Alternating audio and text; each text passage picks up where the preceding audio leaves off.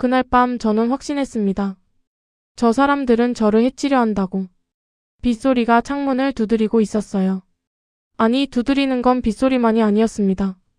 제 방문을 누군가 조심스럽게 흔들고 있었거든요. 민서야, 문 열어야 한다. 지금 당장. 시아버지의 목소리였습니다. 낮고 급박하고 평소와는 전혀 다른 톤이었죠. 그리고 그 뒤로 최소 2명의 남자 목소리가 더 들렸습니다. 조용히 해. 지금 내려오면 끝이야. 어서 잡아. 지금이야. 저는 침대 모서리에 몸을 웅크렸습니다. 심장이 터질 것처럼 뛰었고 손은 떨려서 핸드폰조차 제대로 잡을 수 없었어요. 문고리가 덜컹거리기 시작했습니다. 민서야, 열어. 지금 안 열면 더 위험해진다. 더 위험해진다고요? 지금도 충분히 위험한데 도대체 뭐가 더 위험하다는 건가요?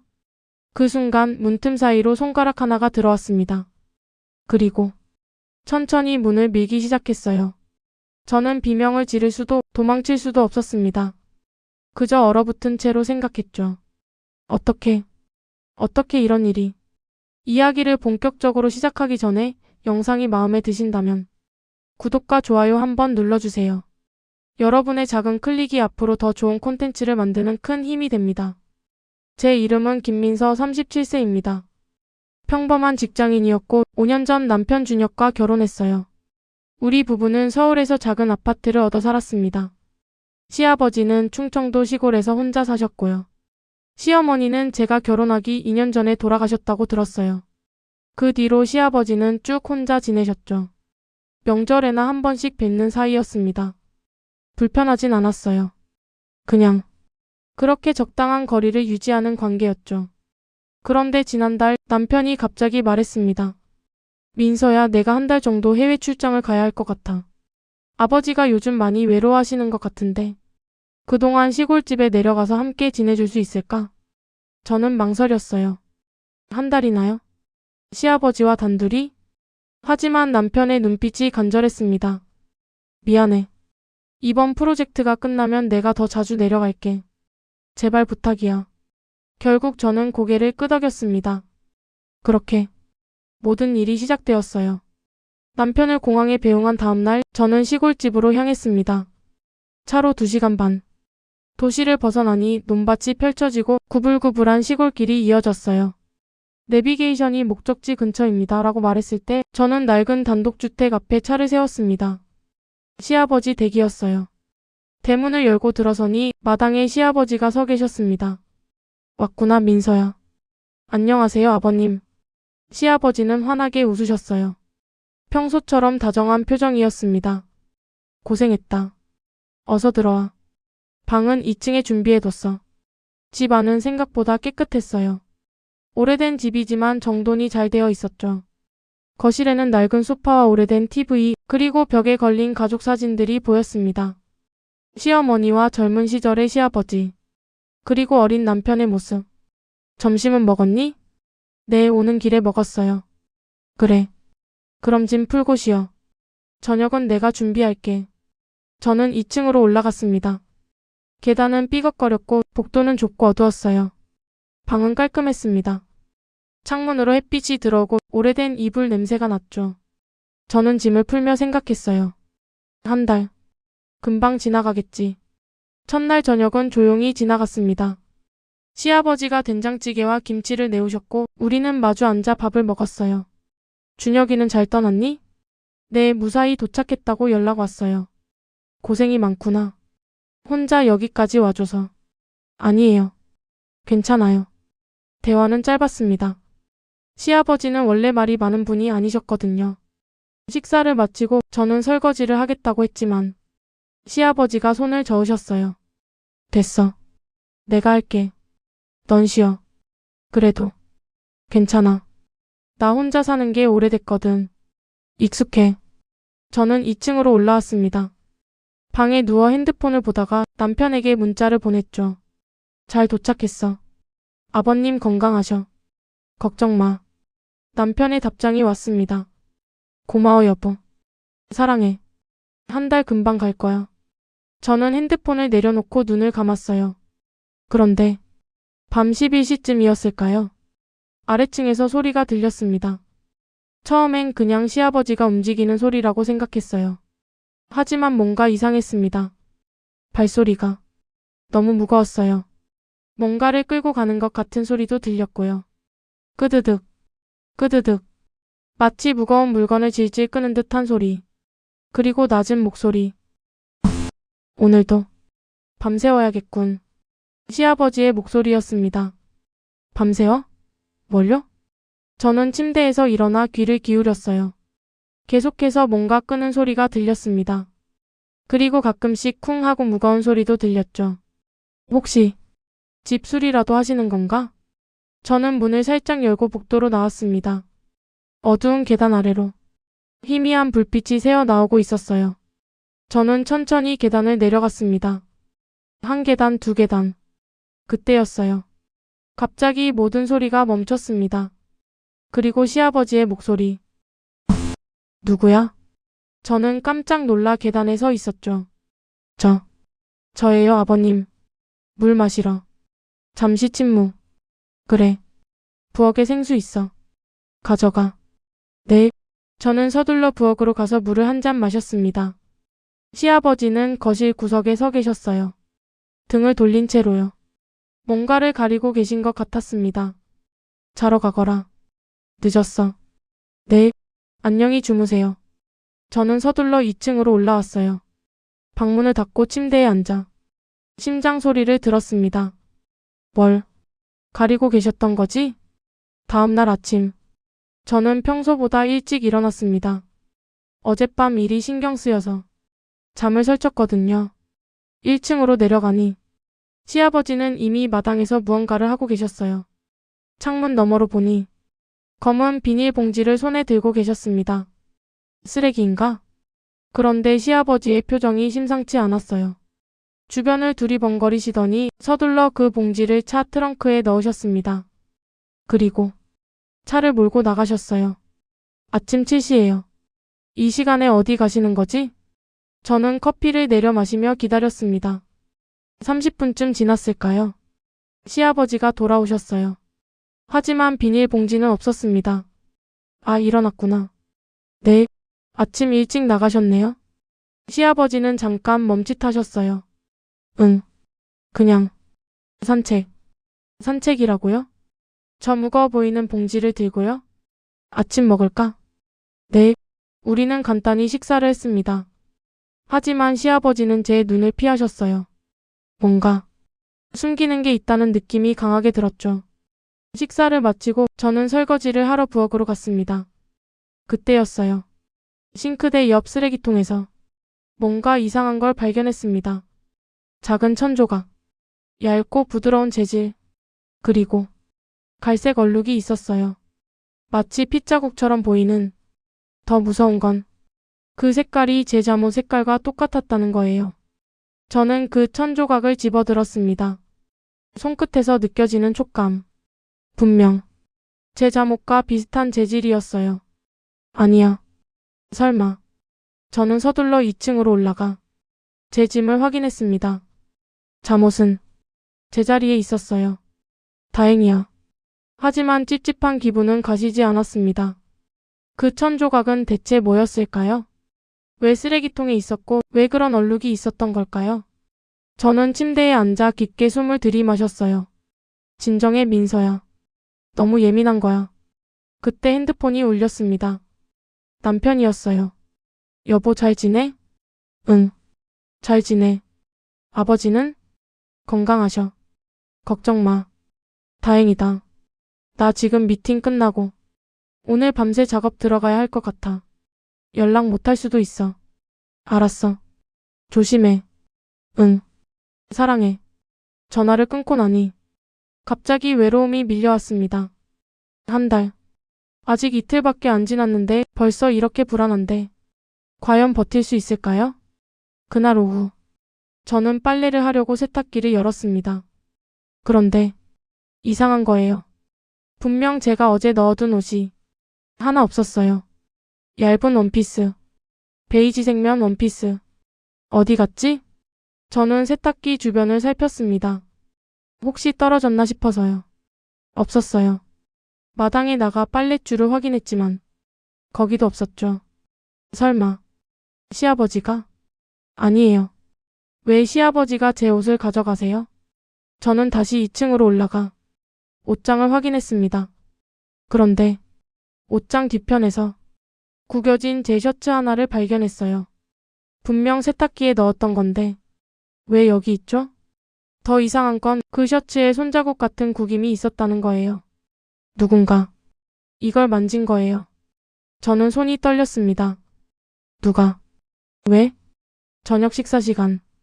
저는 시아버지 앞에 앉아 있었지만 입맛이 없었어요.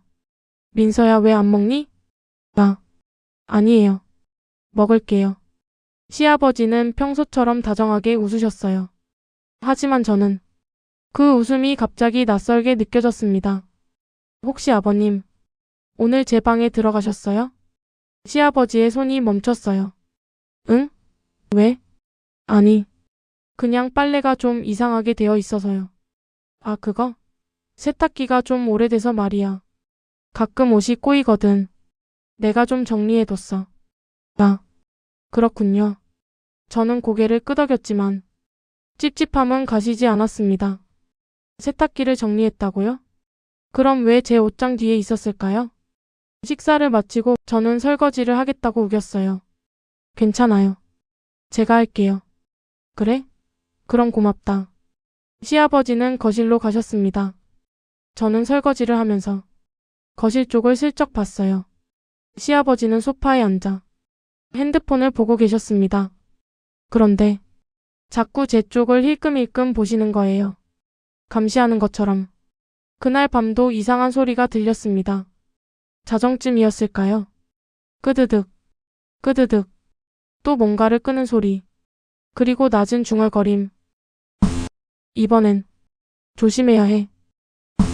죽게 만들 순 없지. 저는 벌떡 일어났어요. 죽게 만든다고요? 누구를요? 심장이 빠르게 뛰었습니다. 저는 방문을 살짝 열고 복도로 나왔어요. 계단 아래는 어두웠습니다. 하지만 희미하게 거실에서 불빛이 새어나왔죠. 저는 조심스럽게 계단을 내려갔습니다. 한 계단, 두 계단. 그때였어요. 복도 끝에서 누군가의 그림자가 보였습니다. 시아버지가 아니에요. 키가 더 작고 날씬했어요. 누구? 그 그림자가 천천히 움직였습니다. 제 쪽으로. 저는 숨을 참았어요. 그림자는 계단 앞까지 왔다가 갑자기 사라졌습니다. 저는 온몸에 소름이 돋았어요. 지금 뭘 본 거지? 다음 날 아침 저는 용기를 내서 시아버지께 물었습니다. 아버님, 혹시 어젯밤에 누가 집에 오셨어요? 시아버지는 커피를 마시다 멈추셨어요. 누가? 왜? 그냥 이상한 소리가 들려서요. 시아버지는 잠시 저를 바라보시다가 천천히 말씀하셨습니다. 민서야, 여기는 시골이야. 밤에 소리 많이 나. 집이 낡아서 그래. 그런가요? 응. 너무 신경 쓰지 마. 하지만 시아버지의 눈빛이 뭔가 불안해 보였어요. 마치 뭔가를 숨기는 사람처럼. 그날 오후 저는 남편에게 전화를 걸었습니다. 하지만 받지 않았어요. 문자를 보냈죠. 여보, 나 좀 불안해. 전화해줘. 답장은 한참 뒤에 왔습니다. 미안. 지금 미팅 중. 곧 전화할게. 저는 핸드폰을 내려놓고 창밖을 바라봤어요. 넓은 논밭, 멀리 보이는 산. 아름다운 풍경이지만 왜 이렇게 외롭고 무서울까요? 그날 저녁, 저는 샤워를 하고 나왔습니다. 머리를 말리며 복도를 걷는데 갑자기 등골이 서늘해졌어요. 누군가 저를 보고 있다는 느낌. 저는 천천히 고개를 돌렸습니다. 복도 끝. 시아버지 방문이 살짝 열려 있었고 그 틈 사이로 눈 하나가 저를 보고 있었어요. 저와 눈이 마주쳤습니다. 아버님, 문이 닫혔어요. 딱. 저는 그 자리에 얼어붙었습니다. 지금 시아버지가 절 감시하고 계셨던 건가요? 왜요? 저는 떨리는 손으로 제 방문을 열고 들어갔어요. 그리고 문을 잠갔습니다. 처음으로 방문을 잠갔어요. 침대에 앉아 무릎을 끌어안았습니다. 무슨 일이 일어나고 있는 거지? 며칠이 지났습니다. 이상한 일들은 계속되었어요. 밤마다 들리는 소리, 사라지는 제 물건들, 시아버지의 이상한 행동들, 그리고 오늘 시아버지의 친구들이 집에 왔습니다. 저는 거실에서 TV를 보고 있었어요. 현관문이 열리는 소리가 들렸죠. 어서 와. 시아버지의 목소리였습니다. 오랜만이야. 낯선 남자 목소리였어요. 저는 고개를 들어 현관 쪽을 봤습니다. 두 명의 남자가 들어오고 있었어요. 첫 번째 남자는 키가 크고 눈매가 날카로웠습니다. 50대 후반쯤 되어 보였죠. 두 번째 남자는 좀 더 뚱뚱하고 웃는 얼굴이었어요. 하지만 그 웃음이 왠지 불편했습니다. 아, 며느리구나. 첫 번째 남자가 저를 보며 말했어요. 안녕하세요. 저는 일어나 인사했습니다. 예쁘네. 두 번째 남자가 저를 위아래로 훑었어요. 저는 소름이 돋았습니다. 민서야, 내 친구들이야. 같은 동네 사는 시아버지가 소개했습니다. 안녕하세요. 저는 다시 인사하고 서둘러 2층으로 올라가려 했어요. 하지만 그때 두 번째 남자가 말했습니다. 이따 저녁 같이 먹어요. 우리가 고기 좀 사올게. 괜찮아요. 아니야, 같이 먹자. 시아버지가 끼어들었어요. 저는 어쩔 수 없이 고개를 끄덕였습니다. 네. 2층으로 올라가면서 뒤를 돌아봤는데 세 남자가 조용히 뭔가를 속삭이고 있었어요. 그리고 가끔씩 제 쪽을 쳐다보았습니다. 저는 방문을 닫고 침대에 앉았습니다. 심장이 빠르게 뛰었어요. 왜 저렇게 절 쳐다본 거지? 저는 남편에게 전화를 걸었습니다. 신호음이 길게 울렸어요. 여보세요? 여보, 나야. 응, 무슨 일이야? 남편의 목소리가 피곤해 보였어요. 저기, 아버지 친구들이 지금 집에 왔는데. 응? 그래서? 뭔가 이상해. 자꾸 날 쳐다보고. 남편이 한숨을 쉬었습니다. 민서야, 그냥 인사하는 거야. 너 요즘 좀 예민한 것 같아. 아니야. 진짜 이상해. 그리고 아버지도 요즘 너무. 아버지가 뭐? 저는 말을 멈췄어요. 뭐라고 설명해야 할까요? 밤마다 이상한 소리가 들리고 제 옷이 사라지고 절 감시하는 것 같다고? 민서야? 아니야. 미안해. 내가 좀 피곤한가 봐. 그래. 푹 쉬어. 나 지금 미팅 들어가야 해서. 나중에 전화할게. 응. 전화가 끊겼습니다. 저는 핸드폰을 내려놓고 창밖을 바라봤어요. 해가 지고 있었습니다. 어둠이 내리고 있었죠. 그리고 이제 저 남자들과 저녁을 먹어야 합니다. 저녁 7시. 저는 마지못해 1층으로 내려갔습니다. 거실에서 남자들의 웃음소리가 들렸어요. 그래서 그놈이 도망갔다니까. 맞아. 저는 주방으로 들어갔습니다. 식탁에 고기와 반찬들이 차려져 있었어요. 시아버지가 저를 보며 말했습니다. 민서야, 앉아. 네. 저는 식탁 끝자리에 앉았어요. 세 남자는 반대편에 앉아 있었습니다. 첫 번째 남자가 소주를 따르며 말했어요. 며느리분 한잔하세요. 저 술 못 마셔요. A찬 계속 한 잔 정도는 정말 괜찮아요. 시아버지가 끼어들었습니다. 민서는 술 안 마셔. 그냥 밥 먹자. 알았어. 식사가 시작되었습니다. 남자들은 계속 웃고 떠들었어요. 하지만 저는 그들의 눈빛이 신경 쓰였습니다. 가끔씩 저를 훑어보는 그 시선, 그리고 시아버지와 눈빛을 주고받는 모습. 식사 중간에 두 번째 남자가 말했습니다. 그나저나 준비는 다 됐지? 시아버지가 고개를 끄덕였어요. 응, 다 됐어. 오늘 밤? 그래야 할 것 같아. 저는 귀가 번쩍 뛰었습니다. 오늘 밤? 뭘 준비했다는 거죠? 첫 번째 남자가 낮은 목소리로 말했습니다. 조심해야 해. 이번엔 실수하면 안 돼. 알아. 걱정 마. 저는 숨이 막혔어요. 실수하면 안 된다고요? 대체 무슨 얘기를 하는 거죠? 저녁 식사가 끝났습니다. 저는 서둘러 2층으로 올라가려 했어요. 하지만 시아버지가 불렀습니다. 민서야, 잠깐. 네? 오늘 밤. 혹시 이상한 소리 들어도 놀라지 마. 제 심장이 쿵 내려앉았어요. 무슨 소리요? 그냥 우리가 밖에서 좀 일이 있어서 시끄러울 수도 있어. 무슨 일인데요? 시아버지는 대답하지 않았습니다. 그냥 애매하게 웃으며 손을 흔들었어요. 그냥 가서 쉬어. 문 잘 잠그고. 문을 잘 잠그라고요? 왜요? 저는 더 물어보고 싶었지만 시아버지의 표정이 더 이상 대답하지 않겠다는 듯 굳어 있었어요. 저는 2층으로 올라갔습니다.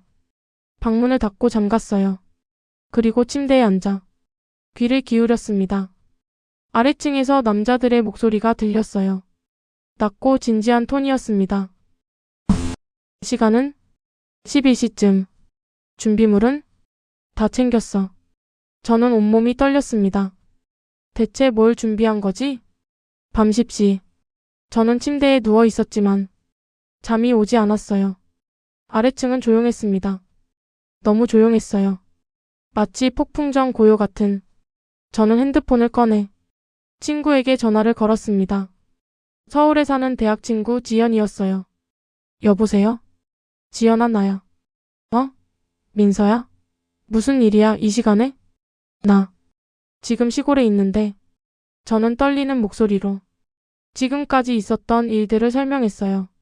이상한 소리들, 사라지는 물건들, 시아버지의 수상한 행동들, 그리고 오늘 온 그 친구들. 지연이는 듣고 나서 한참 침묵하더니 말했습니다. 민서야, 너 너무 예민한 거 아니야? 뭐? 시골집이 원래 그래. 밤에 소리 많이 울리고. 그리고 시아버지가 무슨 나쁜 짓을 하시겠어? 하지만 그냥 착각일 수도 있어. 스트레스 받아서. 남편도 없고 낯선 곳이고. 저는 말문이 막혔어요. 아무도 제 말을 믿지 않았습니다. 그래. 미안해. 괜한 전화했어. 아니야. 그냥 푹 자. 내일 아침 되면 괜찮아질 거야. 응. 고마워. 전화를 끊었습니다. 저는 완전히 고립되었어요. 남편도 친구도. 아무도 날 믿지 않았습니다. 밤 11시. 아래층에서 움직이는 소리가 들렸습니다. 현관문이 열리는 소리. 그리고 발자국 소리. 저는 침대에서 일어나 창문으로 다가갔어요. 커튼을 살짝 열고 아래를 내려다봤습니다. 어둠 속에서 3명의 남자가 마당을 가로지르고 있었어요. 시아버지와 그 친구들. 그들은 뭔가를 들고 있었습니다. 가방 같은 것들. 그리고 손전등. 그들은 집 뒤편으로 사라졌어요. 저는 심장이 빠르게 뛰었습니다.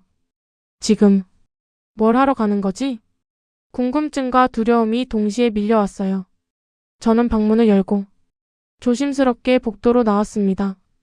계단을 내려가 뒷문으로 향했어요. 창문으로 밖을 내다봤습니다.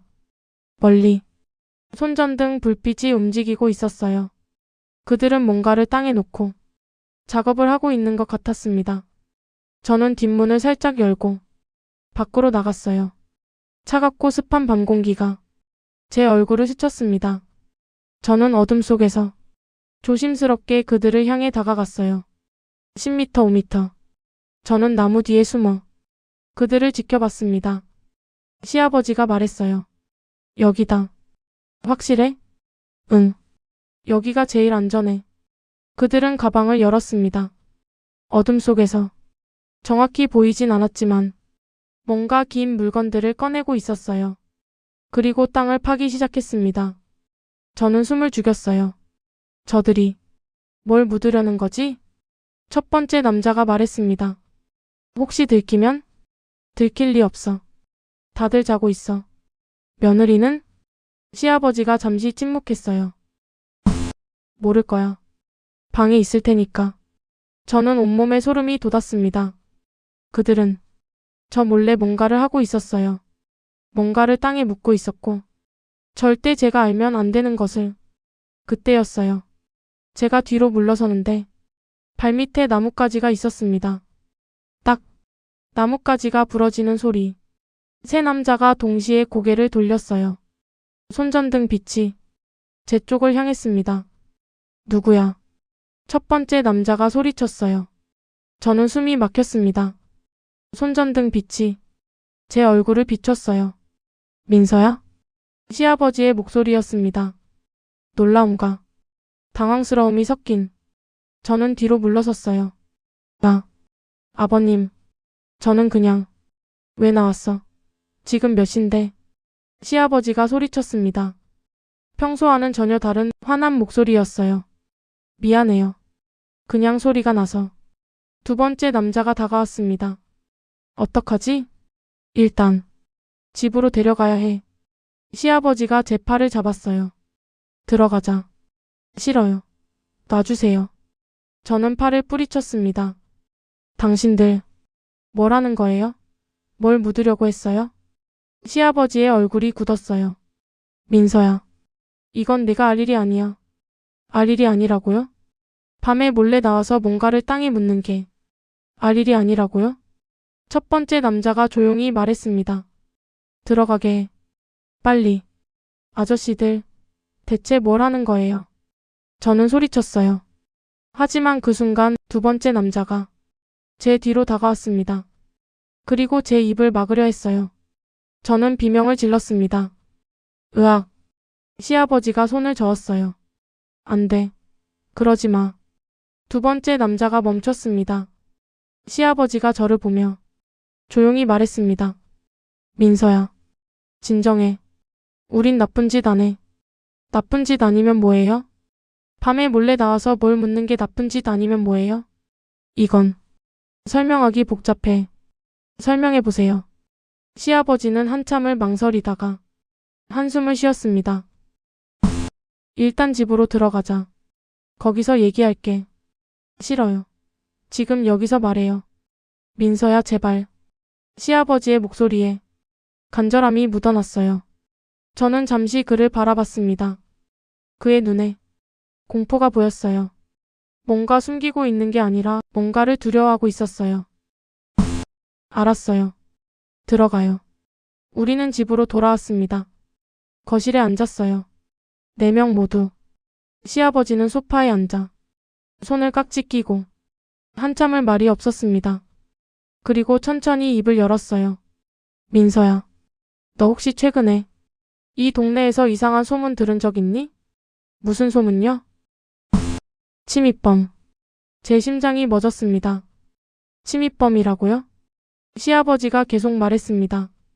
1달 전부터 이 근처에 밤에 여자 혼자 있는 집을 노리는 침입범이 돌아다니고 있어. 저는 숨을 삼켰어요. 경찰도 알고 있지만 아직 못 잡았어. 범인은 한 명이 아닌 것 같고. 첫 번째 남자가 이어서 말했습니다. 우리는 이 동네 방범대야. 자원봉사로 밤에 순찰을 도는 방범대. 요? 그래. 그리고 오늘 밤 정보가 들어왔어. 이 근처에서 수상한 차량이 목격됐다고. 두 번째 남자가 말했습니다. 그래서 우리가 함정을 놓으려고 했던 거야. 카메라랑 센서를. 저는 멍하니 그들을 바라봤어요. 그럼 아까 땅에 묻던 게 감지 센서야. 누가 지나가면 우리 핸드폰으로 알림이 와. 저는 모든 게 이해가 되지 않았어요. 그럼 왜 말을 안 해주셨어요? 시아버지가 고개를 숙였습니다. 너한테 말하면 겁먹을까봐. 준혁이가 없는 동안 네가 무서워할까봐. 그래서 몰래 하신 거예요? 미안하다. 저는 웃어야 할지 울어야 할지 몰랐어요. 그럼 지금까지 밤마다 들리던 소리는 순찰 준비하던 소리였고, 사라진 제 옷은 시아버지가 세탁해 주신 거였고, 이상한 행동들은 전부 절 지키려는 행동이었던 거예요. 하지만 저는 말을 이었습니다. 왜 제 방 앞에서 절 지켜보셨어요? 문틈으로요? 시아버지가 당황한 표정을 지었어요. 그건 네가 잘 자고 있나 확인하려고 한 거야. 혹시 침입범이 들어올까봐. 모든 게 오해였습니다. 저는 소파에 주저앉았어요. 온몸에 힘이 풀렸습니다. 그럼 저를 해치려던 게 아니라 민서야. 시아버지가 제 손을 잡았어요. 내가 왜 널 해쳐? 넌 내 며느리야. 내 가족이고. 그의 눈에 눈물이 맺혔어요. 미안하다. 내가 너무 서툴렀어. 비밀로 하려다 보니까 오히려 더 무섭게 만들었구나. 저는 울컥했습니다. 저도 미안해요. 제가 오해했어요. 아니야. 내 잘못이 아니야. 첫 번째 남자가 말했습니다. 우리가 미안해요. 처음 왔을 때 너무 무례하게 봤나 봐요. 두 번째 남자도 고개를 숙였어요. 미안합니다. 우리가 좀 말을 조심할 걸 그랬어요. 저는 고개를 저었어요. 아니에요. 제가 너무 예민했어요. 우리는 잠시 침묵했습니다. 그리고 시아버지가 말했습니다. 민서야, 오늘 밤은 우리가 집 주변을 지킬 거야. 너는 푹 자. 아무 걱정하지 말고. 네. 저는 고개를 끄덕였어요. 2층으로 올라가면서 뒤를 돌아봤는데 세 남자가 창문 밖을 보며 진지하게 무언가를 논의하고 있었습니다. 저를 지키기 위해서 저는 방으로 들어와 침대에 앉았습니다. 모든 게 꿈만 같았어요. 제가 그동안 얼마나 오해를 했던 건지. 저는 핸드폰을 꺼내 남편에게 문자를 보냈습니다. 여보, 미안해. 내가 아버님을 오해했어. 자세한 얘긴 나중에 할게. 그냥 아버님 정말 좋은 분이야. 그리고 창문으로 다가가 밖을 내다봤어요. 마당에 시아버지와 친구들이 손전등을 들고 서 있었습니다. 저를 지키기 위해 밤을 새우고 계셨어요. 저는 마음이 따뜻해졌습니다. 하지만 동시에 불안함도 느껴졌어요. 정말 침입범이 올까요? 자정이 지났습니다. 저는 잠들려 했지만 잠이 오지 않았어요. 걱정이 되었거든요. 아래층에서 조용히 움직이는 소리가 들렸습니다. 저는 침대에서 일어나 창문으로 다가갔어요. 마당은 고요했습니다. 손전등 불빛도 보이지 않았어요. 어디 가신 거지? 그때였어요. 휴대폰이 울렸습니다. 시아버지였어요. 민서야? 네, 아버님.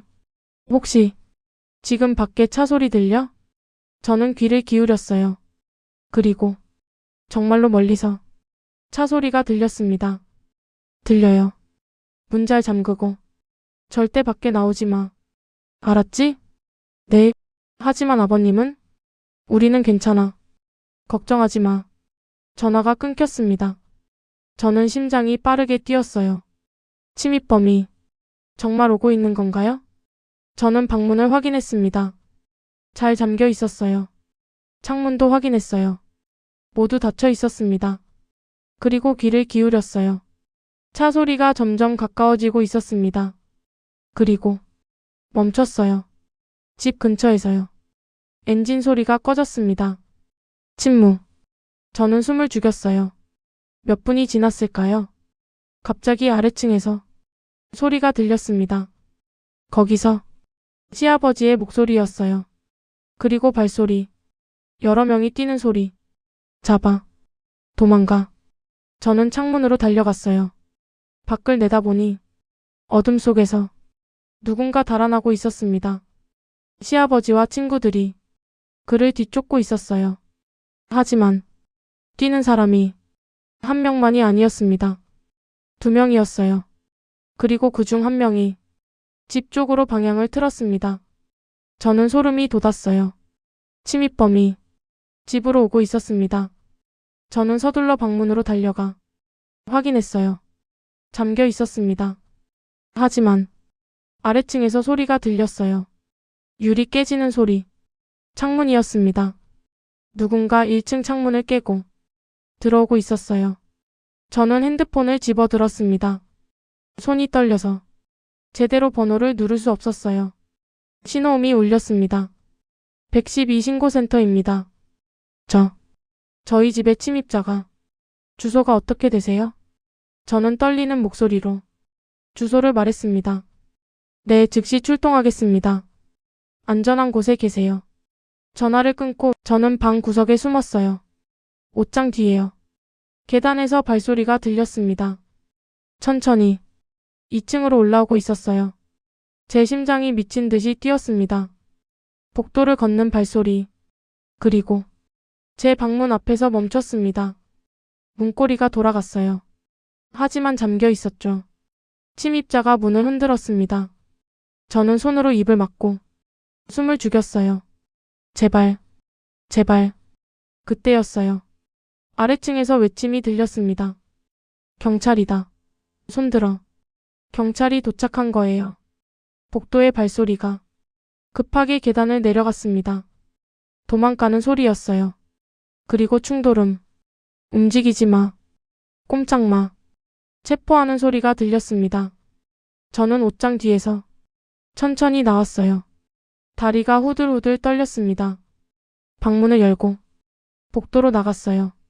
계단 아래에서 경찰들이 누군가를 수갑으로 채우고 있었습니다. 그리고 시아버지가 계단을 뛰어 올라오셨어요. 민서야. 아버님. 저는 그의 품에 안겼어요. 그리고 울음을 터뜨렸습니다. 괜찮아. 이제 괜찮아. 시아버지가 제 등을 두드리며 속삭였습니다. 경찰이 상황을 정리했습니다. 침입범은 2명이었어요. 한 명은 시아버지와 친구들이 잡았고 다른 한 명은 집에 들어와 경찰에게 체포되었죠. 경찰이 말했습니다. 이 근처에서 한 달 넘게 수배 중이던 절도범들입니다. 여자 혼자 사는 집을 골라서 침입했었죠. 피해자는?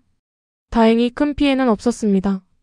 하지만 이번에 잡지 못했다면 심각한 일이 벌어질 수도 있었어요. 경찰은 시아버지를 보며 말했습니다. 방범대 활동 덕분에 잡을 수 있었습니다. 감사합니다. 시아버지는 고개를 끄덕였어요. 당연한 일을 했을 뿐입니다. 경찰들이 범인들을 데리고 떠난 후 저는 거실 소파에 앉아 진정을 했습니다. 시아버지와 친구들도 함께 앉았어요. 민서야, 괜찮니? 네, 이제 괜찮아요. 첫 번째 남자가 말했습니다. 정말 다행이야. 우리가 센서를 설치해둔 게 센서가 울려서 범인들이 접근하는 걸 미리 알았거든요. 두 번째 남자가 설명했어요. 저는 그제야 모든 게 이해가 됐습니다. 밤마다 들리던 소리, 수상한 행동들, 몰래 무언가를 준비하던 모습들, 전부 저를 지키기 위한 것이었어요. 시아버지가 조용히 말했습니다. 민서야, 정말 미안하다. 내가 처음부터 말을 했어야 했는데. 아니에요, 아버님. 저도 미안해요. 오해했어요. 아니야. 내 입장에선 당연히 무서웠을 거야. 낯선 집에서 남편도 없는데 시아버지의 눈에 눈물이 맺혔어요. 사실은 준혁이한테도 비밀로 하고 싶었어. 걱정할까봐. 그래서 저한테도 말 안 하신 거예요? 응. 그냥 조용히 지나가길 바랐어. 네가 모르는 사이에. 저는 시아버지의 손을 잡았어요. 고마워요, 아버님. 저를 지켜주셔서. 당연한 거야. 넌 내 가족이잖아. 우리는 한동안 말없이 앉아 있었습니다. 밖에서 새벽 공기가 창문을 스쳤어요. 긴찬 계속밤이었지만 이제 끝났습니다. 다음 날 아침 저는 남편에게 전화를 걸었어요. 여보? 민서야. 무슨 일이야? 문자 보고 깜짝 놀랐어. 저는 어젯밤 있었던 일을 전부 설명했습니다. 침입범 이야기, 시아버지의 방범대 활동, 그리고 제가 얼마나 오해했었는지. 남편은 한참을 듣더니 깊은 한숨을 쉬었어요. 아버지, 그런 일을 혼자 하고 계셨구나. 응. 우릴 걱정시키기 싫어서. 미안해, 민서야. 내가 더 자주 전화했어야 했는데. 아니야. 괜찮아. 이제 다 해결됐어. 아버지 바꿔줘. 저는 시아버지께 핸드폰을 건넸어요. 아버지, 저예요. 시아버지와 남편의 대화는 길었습니다. 시아버지는 처음엔 담담하게 대답하시다가 점점 목소리가 떨리기 시작했어요. 미안하다, 준혁아. 아빠가 너무 서툴렀어.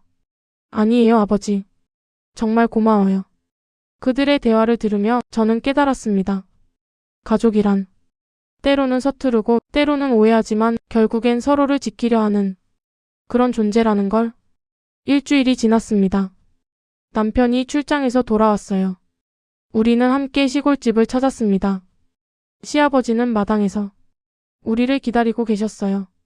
왔구나. 아버지. 남편이 시아버지를 끌어안았어요. 저도 함께 안겼습니다. 우리는 오랫동안 그렇게 서 있었어요. 저녁 식사는 따뜻했습니다. 시아버지가 직접 만드신 된장찌개와 제육볶음. 우리는 웃으며 밥을 먹었어요. 민서야, 그날 정말 무서웠지? 네. 하지만 아버님 덕분에 무사했어요. 앞으론 이런 일 없을 거야. 범인들 잡혔으니까. 그래도 조심하세요, 아버지. 남편이 말했습니다. 응. 알았어. 식사를 마치고 우리는 거실에서 차를 마시며 이야기를 나눴어요. 시어머니 이야기, 남편의 어린 시절 이야기, 그리고 앞으로의 계획. 가끔 놀러와라. 시골이 좋잖아. 네, 자주 올게요, 아버님. 저는 진심으로 말했습니다. 밤이 되어 우리는 서울로 돌아왔습니다. 차 안에서 남편이 제 손을 잡았어요. 여보, 정말 고생했어. 아니야. 괜찮아. 아버지. 정말 대단한 분이시다. 혼자서 그렇게. 응. 정말 좋으신 분이야. 저는 창밖을 바라봤어요.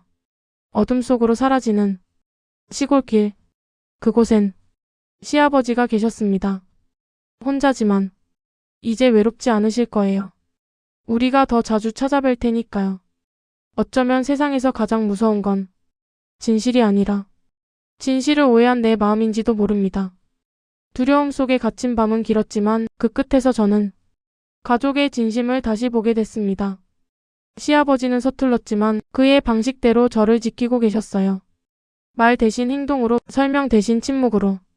때로는 우리가 서로를 이해하지 못할 때도 있습니다. 하지만 중요한 건 그 이해의 과정에서 포기하지 않는 것, 그리고 끝까지 서로를 믿는 것. 그날 밤 이후 저는 알게 되었습니다. 가족이란 완벽하지 않아도 괜찮다는 것을. 서툴러도, 오해해도, 실수해도 결국 우리는 서로를 위해 최선을 다한다는 것을. 그리고 그것만으로도 충분하다는 것을.